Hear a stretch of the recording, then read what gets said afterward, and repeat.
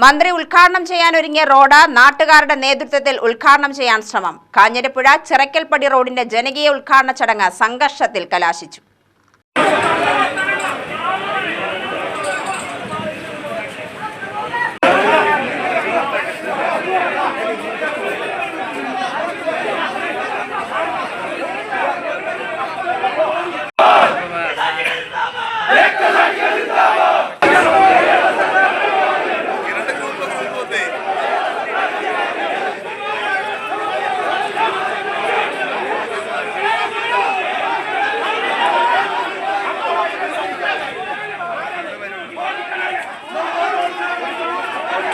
എട്ടു വർഷത്തോളം നിരവധി പ്രതിഷേധങ്ങളും നിവേദനങ്ങളും സമരങ്ങളും കണ്ട ശേഷമാണ് കിഫ്ബി പദ്ധതിയിൽ ഉൾപ്പെടുത്തി 32 കോടി രൂപ ചെലവിൽ കാഞ്ഞിരപ്പുഴ ചിറക്കൽപ്പടി റോഡ് പണി പൂർത്തീകരിച്ചത്.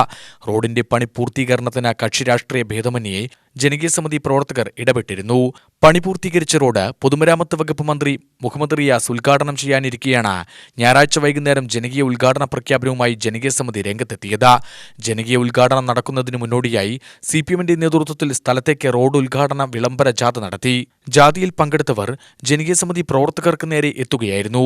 റോഡിന്റെ ഉദ്ഘാടനം മന്ത്രി നിർവഹിക്കുമെന്നും അല്ലാതെ നടക്കുന്ന എന്തുദ്ഘാടനവും തടയുമെന്നും ഇവർ പ്രഖ്യാപിച്ചതോടെ സ്ഥലത്ത് സംഘർഷാവസ്ഥയായി.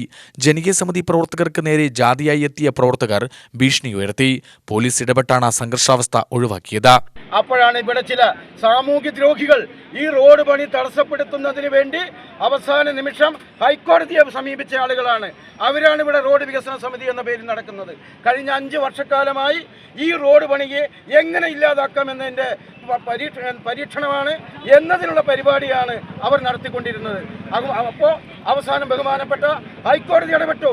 നിങ്ങൾ പറയുന്ന കാര്യങ്ങൾ ജില്ലാ കളക്ടർ അന്വേഷിക്കട്ടെ എന്ന് പറഞ്ഞു. ജില്ലാ കളക്ടർ അന്വേഷണം നടത്തി. ജില്ലാ കളക്ടർ പറഞ്ഞു, നിങ്ങളുടെ തീരുമാനം, നിങ്ങൾ പറയുന്ന കാര്യങ്ങൾ വസ്തുതകൾക്ക് നിരക്കാത്തതാണ്. സർവേ ടീം വന്നു.